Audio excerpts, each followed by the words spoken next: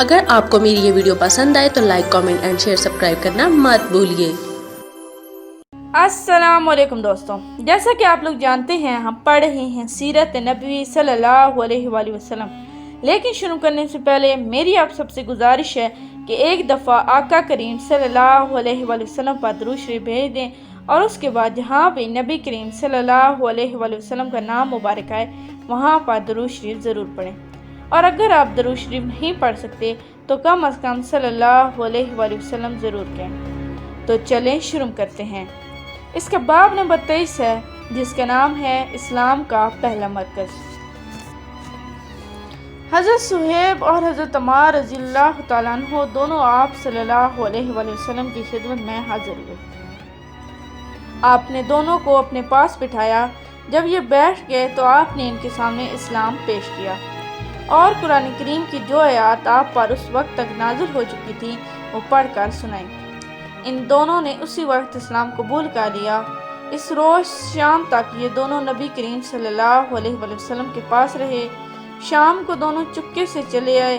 حضرت عمار رضی اللہ تعالیٰ عنہ سیدھے اپنے گھر پہنچے تو ان کے ماں باپ نے ان سے پوچھا کہ دن بھر کہاں تھے۔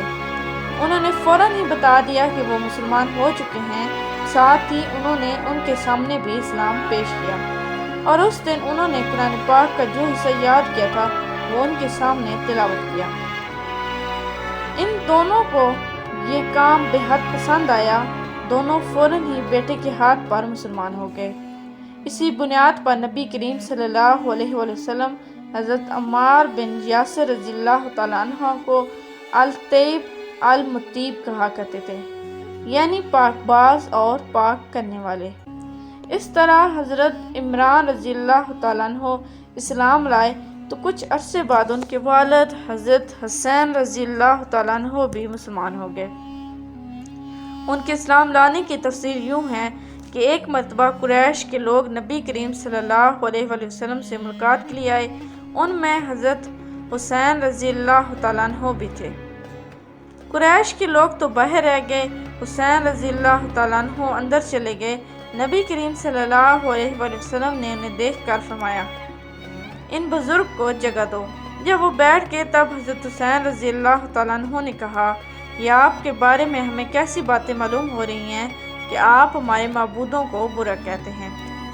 نبی کریم صلی اللہ علیہ وآلہ وسلم نے ارشاد فرمایا، اے حسین، آپ کتنے معبودوں کو پوجتے ہیں؟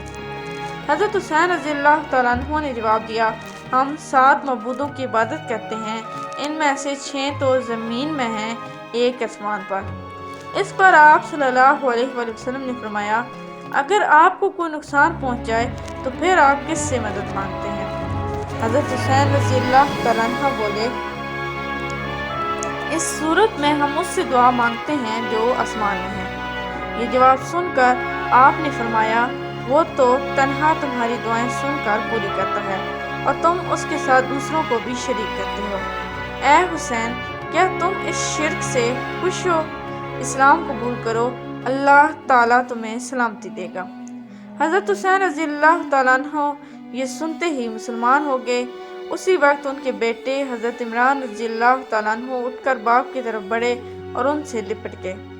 اس کے بعد حضرت حسین رضی اللہ تعالیٰ عنہ نے واپس جانے کا ارادہ کیا تو آپ نے اپنے صحابہ کرام رضی اللہ تعالیٰ عنہ سے فرمایا، انہیں ان کے گھر تک پہنچا کر آئیں۔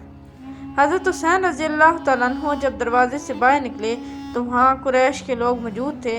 انہیں دیکھتے ہی بولے، لو یہ بھی بے دین ہو گیا۔ اس کے بعد وہ سب لوگ اپنے گھروں کو لوٹ گئے اور صحابہ کرام نے حضرت حسین رضی اللہ تعالیٰ عنہ کو ان کے گھر تک پہنچایا۔ اس طرح 3 سال تک نبی کریم صلی اللہ علیہ وآلہ وسلم خفیہ طور پر تبلیغ کرتے رہے۔ اس دوران جو شخص بھی مسلمان ہوتا تھا وہ مکہ کی گھاٹیوں میں چھپ کر نمازیں ادا کرتا تھا۔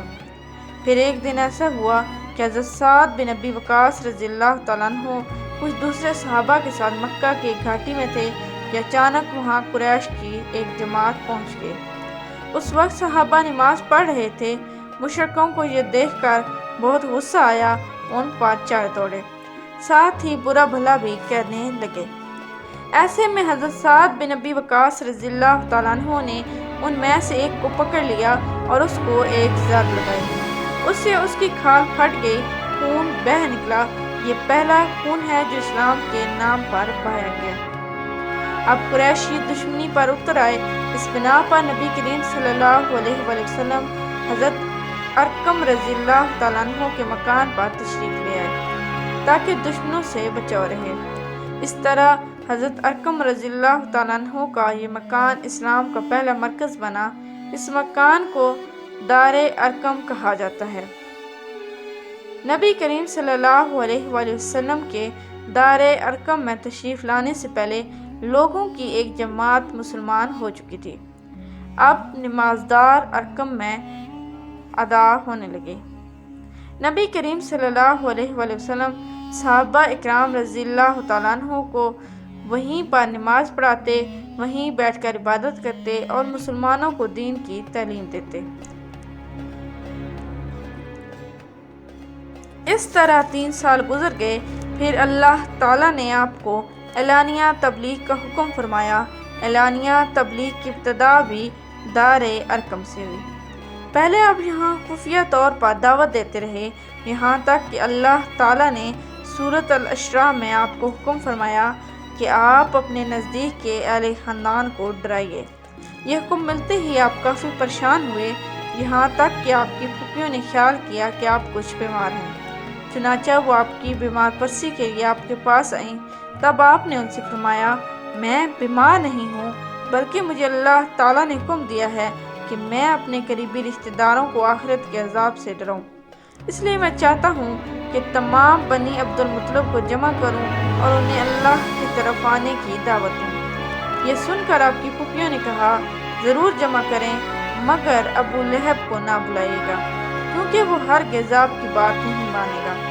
ابو لہب کا دوسرا نام عبدالعزی تھا۔ یہ آپ کا چاچا تھا اور بہت خوبصورت تھا، مگر بہت سنگ دل اور مغرور تھا۔ دوسرے دن نبی کریم صلی اللہ علیہ وآلہ وسلم نے بنی عبد المطلب کے پاس دعوت بھیجی۔ اس بار وہ سب آپ کے ہاں جمع ہو گئے، ان میں ابو لہب بھی تھے۔ اس نے کہا، یہ تمہارے چچا اور ان کی اولادیں جمع ہیں، تم جو کچھ کہنا چاہتے ہو کہو اور اپنی بے دینی کو چھوڑ دو۔ ساتھ ہی تم یہ بھی سمجھ لو کہ تمہاری قوم میں یعنی ہم میں اتنی طاقت نہیں ہے کہ تمہاری خاطر سارے عربوں سے دشمنی لے سکیں، لہٰذا اگر تم اپنے معاملے پر اڑے رہے تو خود تمہارے خاندان والوں ہی کا سب سے زیادہ فرض ہوگا کہ تمہیں پکڑ کر قید کر دیں، کیونکہ قریش کے تمام خاندان و قبیلے تم پر چڑھ دوڑیں۔ اس سے تو یہی بہتر ہوگا کہ ہم ہی تمہیں قید کر دیں۔ اور میرے بھتیجے، حقیقت یہ ہے کہ تم نے جو چیز اپنے رشتہ داروں کے سامنے پیش کی ہے، اس سے بدتر چیز کسی اور شخص نے آج تک پیش نہیں کی ہوگی۔ آپ نے اس کی بات کی طرف کوئی توجہ نہیں فرمائی اور حاضرین کو اللہ کا پیغام سنایا۔ آپ صلی اللہ علیہ وآلہ وسلم نے فرمایا، اے قریش، کہو اللہ کے سوا کوئی معبود نہیں اور محمد اللہ کے رسول ہیں۔ آپ نے ان سے یہ بھی فرمایا کہ اے قریش، اپنی جانوں کو جہنم کی آگ سے بچاؤ۔ وہاں صرف آپ کے رشتہ دار ہی جمع نہیں تھے، بلکہ قریش کے دوسرے قبیلے بھی موجود تھے، اس لیے آپ نے ان کے قبیلوں کے نام لے کر انہیں مخاطب فرمایا، یعنی آپ نے یہ الفاظ ادا فرمائے، اے بنی ہاشم، اپنی جانوں کو جہنم کے عذاب سے بچاؤ۔ اے بنی عبد شمس، اپنی جانوں کو جہنم کی آگ سے بچاؤ۔ اے بنی عبد مناف، اے بنی زہرا، اے کعب بن لو، اے بنی مرو بن کعب، اے جانوں کو، اپنی جانوں کو جہنم کی آگ سے بچاؤ۔